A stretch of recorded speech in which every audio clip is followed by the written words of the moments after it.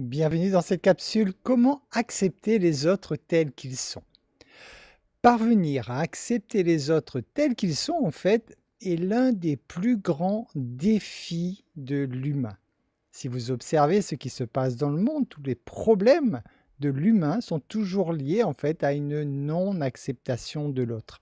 C'est ce qui crée les guerres, c'est ce qui crée les conflits, toujours cette difficulté à accepter l'autre tel qu'il est. Donc vous voyez qu'il s'agit d'une grande mission que vous avez de parvenir à accepter les gens tels qu'ils sont. Alors les gens ont souvent du mal à accepter une couleur de peau différente ou une culture différente, ce qui est à la base du racisme. Par exemple, nous avons des personnes qui, dans leur culture, n'ont pas eu l'habitude d'utiliser les mots comme merci, s'il vous plaît, pardon. Et si vous, dans votre culture, vous avez ces mots qui font partie de votre éducation, vous pourriez avoir un peu de mal à accepter ceux qui n'utilisent pas, en tout cas, ces mots de gentillesse. Les différences apparaissent également sur des façons de penser différentes. Vous pourriez avoir au niveau des choix religieux ou des choix politiques, lorsque des gens n'ont pas la même façon de penser que vous, ça peut déranger et ça donne lieu d'ailleurs, on le sait, à des débats souvent très houleux puisque chacun cherche à imposer sa façon de penser. Il peut y avoir également des choix sexuels différents, comme l'homophobie par exemple, maintenant on en a d'autres d'ailleurs aussi, donc de refuser que quelqu'un puisse ne pas être dans la norme, ne puisse pas en tout cas avoir les mêmes façons de penser que vous. Et à ce moment-là, ça aussi, c'est une forme de non-acceptation de l'autre qu'on voit quelquefois dans nos sociétés. On voit aussi là où ça peut porter à des différences, donc là où les gens ont du mal à accepter, par exemple, juste sur des décisions, pourtant des décisions qui leur appartiennent, mais des décisions différentes.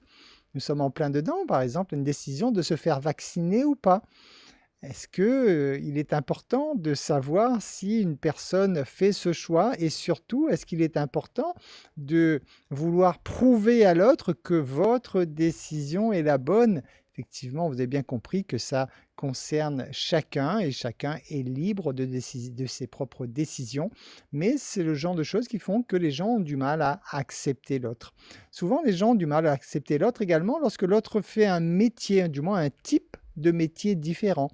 Par exemple, en opposition, on pourrait voir le privé et la fonction publique. Quelquefois, il y a des petites zizanies, puisque chacun estime qu'il a fait le bon choix, alors qu'en fait, le bon choix est juste celui qui vous convient à vous, et l'autre, il a fait également le bon choix, parce que c'est le choix qui lui convient à lui. De façon générale, nous avons du mal à accepter nos différences. En fait, de façon générale, ce que nous souhaitons, ce que souhaite l'ego en tout cas, c'est que l'autre soit comme nous. Alors, une nouvelle fois, c'est donc l'ego qui a peur du changement et qui veut que ce soit l'autre qui change.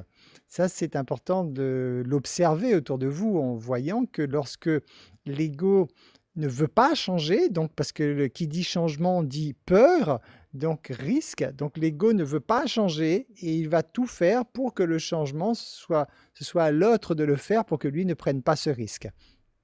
En même temps, l'ego, lorsqu'il refuse d'accepter l'autre tel qu'il est, l'ego veut montrer en fait sa supériorité, montrer que lui ne change pas, c'est à l'autre de bouger, donc ça permet à l'ego de montrer qu'il est supérieur. Alors les gens sont tous différents, vous le savez bien sûr, puisqu'ils ont la possibilité d'utiliser leur libre arbitre à chaque situation.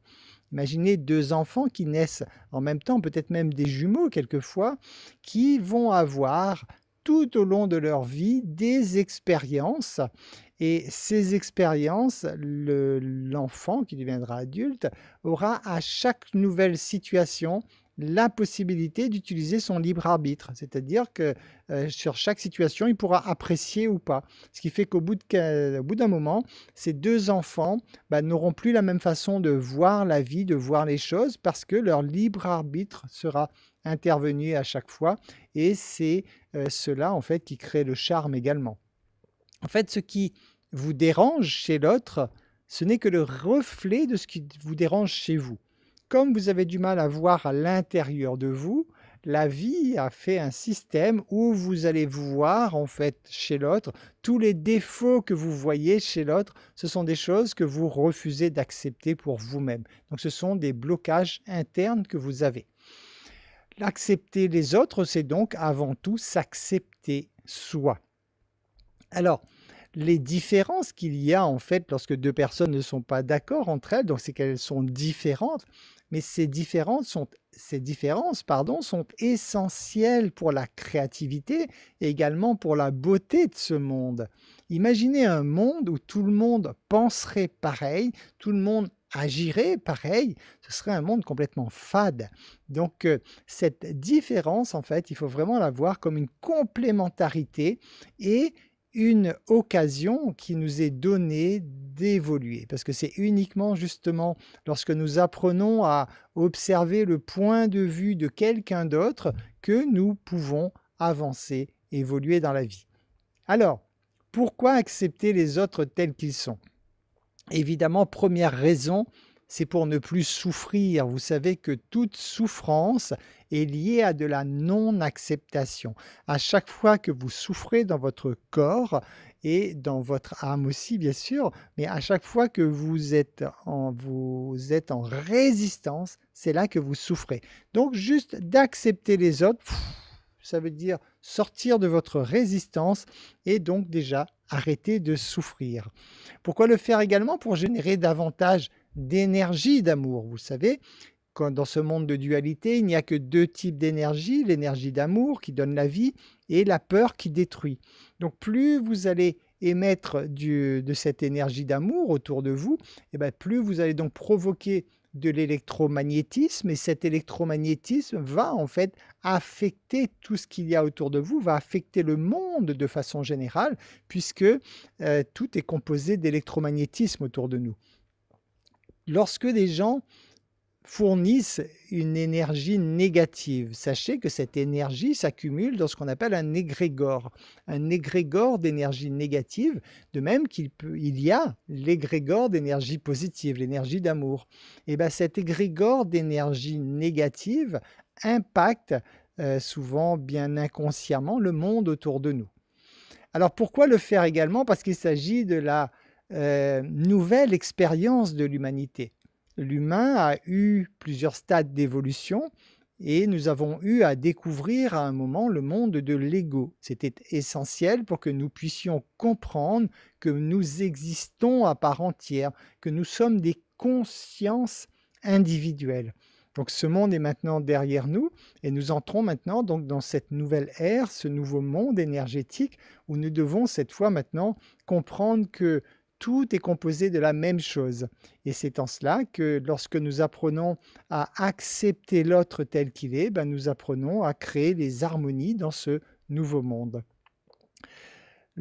Pourquoi le faire également? Pour avoir des relations plus bénéfiques. Il est évident que si vous n'acceptez pas quelqu'un, cette personne va ressentir de votre part donc cette non-acceptation et il est clair que cette personne ne va pas vous recommander à quelqu'un d'autre. Donc déjà, pour avoir de meilleures relations humaines, vous devez commencer par vous-même, commencer à accepter les autres tels qu'ils sont. Pourquoi le faire également? Pour évoluer spirituellement. C'est vrai que l'ouverture spirituelle, l'évolution spirituelle, on le fait à travers une meilleure connaissance de nous-mêmes et surtout à travers une meilleure acceptation. Et pourquoi le faire encore? Pour ne pas subir en retour. Il est évident que lorsque vous émanez une résistance quelconque envers quelqu'un, c'est-à-dire une non-acceptation de l'autre, c'est comme si vous preniez une balle de tennis et que vous envoyez donc la balle de tennis vers cette personne. Obligatoirement, l'ego de cette personne va prendre sa raquette et elle va vous renvoyer la balle. Et c'est assez marrant de voir que souvent dans le monde d'ailleurs, les gens se plaignent d'être attaqués par les autres sans même se rendre compte qu'en fait c'est eux qui ont lancé la balle le premier. Donc ça, prenez-en conscience aussi pour éviter de subir, donc pour éviter de vous reprendre cette balle en pleine figure, il faut tout simplement apprendre à mettre votre ego de côté et lorsque cette balle revient, dites-vous bien qu'il y a de fortes chances que c'est vous qui l'ayez lancé le premier et à ce moment-là, pour arrêter le jeu, il faut tout simplement laisser la balle passer. Voilà, pour arrêter ce jeu de voir qui est plus fort que l'autre, hein, ce jeu de dominant-dominé de l'ego. Il faut tout simplement lâcher prise, laisser faire, mettre votre ego de côté pour que le jeu s'arrête. Alors, comment faire pour accepter les autres tels qu'ils sont? Tout d'abord, vous devez bien comprendre cette notion de liberté. La liberté, ce que l'être humain a reçu de plus précieux de la vie. La liberté, c'est vraiment le plus beau cadeau que nous puissions avoir. Lorsque vous respectez la liberté de l'autre, vous comprenez que l'autre, il a tout à fait le droit, comme vous, de donner son opinion. Il a tout à fait le droit d'agir selon la façon qui lui convient le mieux. Il a vraiment cette liberté totale d'expérimenter sa vie comme bon lui semble. Tout d'abord, il s'agit de sa vie et il a donc cette liberté autant que vous avez cette même liberté au sein de votre propre vie. En vous intéressant également à la façon de penser de l'autre, ça vous permettra d'ouvrir votre esprit. Au lieu de vous braquer en vous disant que vous n'êtes pas d'accord, que vous n'acceptez pas cette façon de penser, cherchez à penser comme l'autre. Mettez-vous vraiment à sa place et vous verrez cet événement avec un regard neuf, sous un angle différent et obligatoirement, ça contribuera à votre ouverture d'esprit.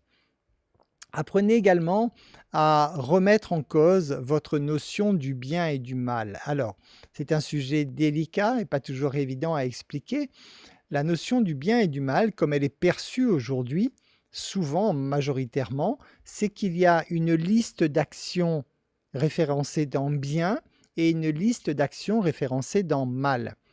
Mais comme vous avez compris qu'à travers le libre arbitre, en fait, tout le monde peut percevoir les choses à sa façon, la vraie notion de bien et de mal va être fonction de l'énergie que vous allez émettre, c'est-à-dire des émotions que vous allez produire à travers l'événement lui-même. Ce qui signifie que quelqu'un qui vit un événement mal, mais avec une bonne intention, ça veut dire que cet événement deviendra bien pour cette personne et vice-versa. Donc lorsque vous comprenez cela, vous comprenez qu'il est inutile de vous battre contre quelqu'un en lui disant que c'est mal ce que cette personne elle a fait. Non, vous ne savez pas quelle énergie, quelle intention elle avait lorsqu'elle a fait cette chose-là, et peut-être que à sa place, vous auriez fait la même chose parce que, vu le contexte, peut-être que là, c'était une chose qui était bien d'agir comme elle a pu agir. Apprenez également donc à comprenez en tout cas que chacun est libre de ses expériences et qu'il récolte ce qu'il sème. C'est ça qui est merveilleux, c'est que la justice de l'univers est déjà créée en fait. C'est tout simplement que chaque être humain a la liberté d'expérimenter la vie de la façon qu'il désire, avec comme condition qu'il va obligatoirement récolter ce qu'il aura semé. Et ça, c'est la plus belle des justices. La justice humaine ne devrait même pas exister, en fait, puisque la justice énergétique, j'ai envie de dire, elle est déjà là, elle existe depuis toujours, et de toute façon, elle joue son rôle. Apprenez également à vous remettre en cause à chaque fois que vous vous surprenez à juger l'autre. Ça aussi, c'est un bon entraînement au quotidien. À chaque fois que vous vous surprenez à juger l'autre, c'est tout simplement que vous ne l'acceptez pas tel qu'il est et il est bon d'en prendre conscience afin que vous puissiez vous changer au quotidien. Ne plus avoir d'attente également de la part des autres en apprenant à être plus autonome. C'est-à-dire que plus vous apprendrez à être autonome dans votre vie, moins vous n'aurez d'attente envers les autres. Et ça, c'est important puisque ça vous apprendra justement, plus vous serez autonome, c'est plus vous serez conscient de votre puissance. Et en même temps, vous apprendrez à vous aimer davantage. Une fois de plus vous serez en capacité de vous envoyer de l'amour pour vous, moins vous serez dépendant de l'amour qui vient des autres. Et à ce moment-là, il vous sera beaucoup plus facile d'accepter les autres parce que lorsque ces gens ne vous donneront pas peut-être des preuves d'amour, il va être beaucoup plus facile de les accepter parce que vous êtes déjà en capacité de créer cet amour pour vous-même. Rappelez-vous également à chaque critique que vous faites à l'autre, en fait, que L'autre est votre miroir. Alors ça peut vous aider à chaque fois. Dès que vous vous surprenez à critiquer quelqu'un, dites-vous stop. Imaginez qu'à la place de l'autre, il y a un miroir et que vous êtes en train de vous regarder dans le miroir. Donc ce que vous êtes en train de critiquer chez l'autre, en fait, c'est un aspect de vous que vous n'avez pas encore voulu accepter. Apprenez également à penser différemment pour évoluer, à penser donc d'une façon différente. Et pour cela, devenez les autres, hein, ou l'autre en tout cas, le temps d'un instant. Mettez-vous dans la tête de cette personne pour vraiment vous mettre à sa place, pour pouvoir comprendre pourquoi elle agit comme ça, quelle est sa façon de penser, quelle est sa logique, quelles sont ses propres expériences. Et en vous mettant à la place de l'autre, il vous sera beaucoup plus facile de les accepter. Vous pouvez le faire également en observant la façon de penser des autres. Par exemple, vous pourriez dire, lors d'une conversation, « Je comprends ta façon de voir les choses. Moi, par contre, je vois différemment, mais je comprends parfaitement ta façon de voir. » Lorsque vous engagez ce type de conversation, à ce moment-là, si vous avez face à vous quelqu'un qui a un esprit ouvert, vous partez dans une discussion enrichissante, puisque tous les deux, vous êtes en train de donner votre propre point de vue et tous les deux, vous êtes en train de changer vos positions en quelque sorte pour voir la chose d'un aspect différent. Donc tous les deux, vous êtes en train d'ouvrir votre esprit et vous êtes en train d'évoluer.